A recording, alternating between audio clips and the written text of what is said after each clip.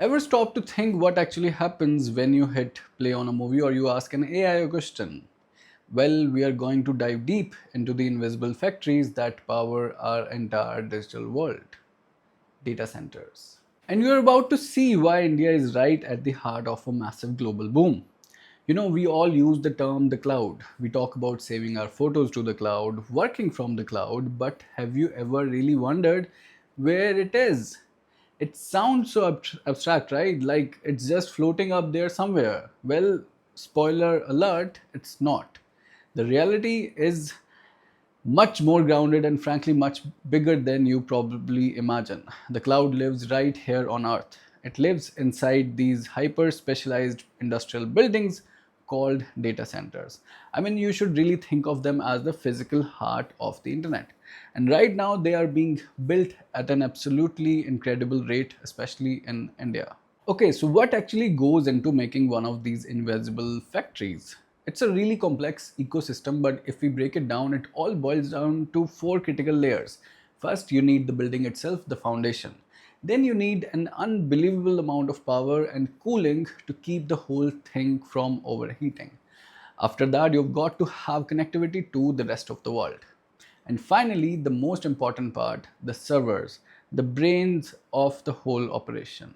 Let's start at the beginning with the foundation. Now, this is not just any old warehouse. This is highly specialized real estate. A key player in this space is Anantraj Industries. And they're not just putting up single buildings, they are developing these massive campuses designed to securely house thousands and thousands of servers. Alright, next up, power. We mean a lot of it, and data centers can't afford to go down ever. They demand what's called 5 nines reliability. That's 99.999% uptime. So to get that, they need enormous backup systems, and Cummins India pretty much dominates this space, providing these huge diesel generators, and they that are basically an insurance policy against any power outage. And now here's where things get really interesting. AI is completely changing the game. Just look at this quote. A single rack of servers for AI can eat up 5 or even 6 times more power than a standard one. And all that power generates an incredible amount of heat, which is pushing the old ways of cooling to their absolute limit.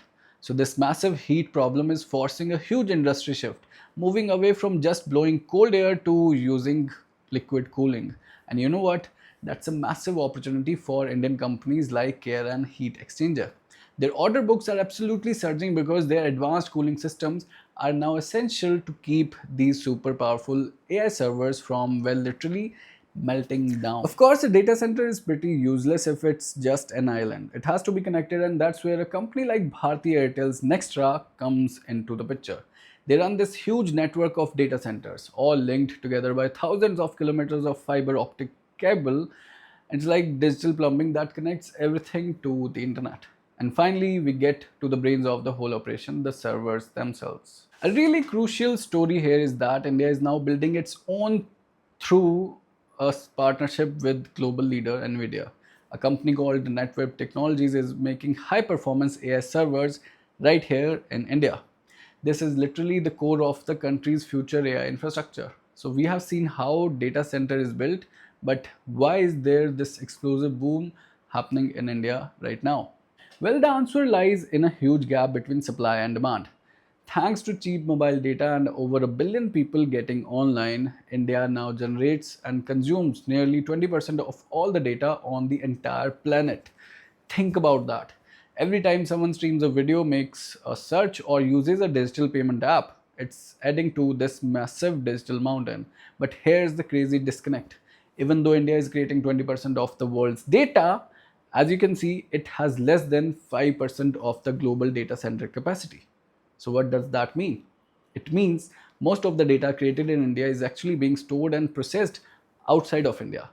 And this quote from Deloitte just sums it up perfectly. This massive mismatch between where data is created and where it's stored creates a huge runway for growth. India is basically in a race to build the infrastructure to bring its own data back home. And you better believe the money is pouring in to close this gap. A staggering 60 billion US dollars has been invested in this sector in just the last 5 years. It is a true digital gold rush. So, what's fueling this gold rush? Well, a huge factor is just cost. It's about 30% cheaper to build a data center in India than it is in the US. This makes it a really attractive destination for the global hyperscalers, the big tech giants like Amazon, Google, Microsoft, who need to build these facilities at an incredible scale to run their operations. But, and this is a big but, this explosive growth comes with a really steep price, and that price is power. The single biggest challenge for the future is the massive environmental footprint of these digital factories.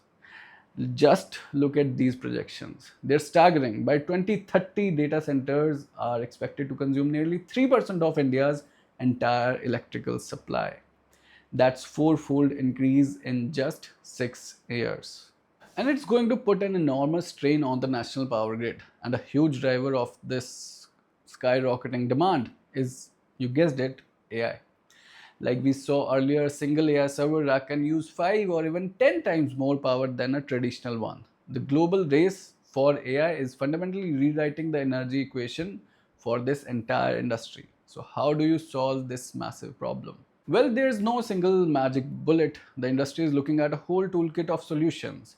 Things like combining solar and wind for round the clock renewable power, using huge battery systems to replace polluting diesel backups, and of course, embracing more efficient liquid cooling. They are even using AI itself to smartly schedule tasks for times when green energy is most abundant. Alright, so where does all this lead? India is at this really pivotal moment. It has the chance to become a true global leader in the digital infrastructure. This quote from Deloitte really captures the moment. India has a rare structural opportunity. Why? Because of its huge domestic demand, its cost advantages, its deep talent pool, but the defining challenge is crystal clear. Can it match its digital ambition with a sustainable power reality? And that really leaves us with the final critical question. The foundations being laid out for India to become a data superpower, but building these digital factories, that's only half the battle. The true test will be whether the country can innovate fast enough to power them cleanly and sustainably for decades to come. All of this was my research, which I just shared with you. These were not any recommendations to invest. Consult your SEBI registered person.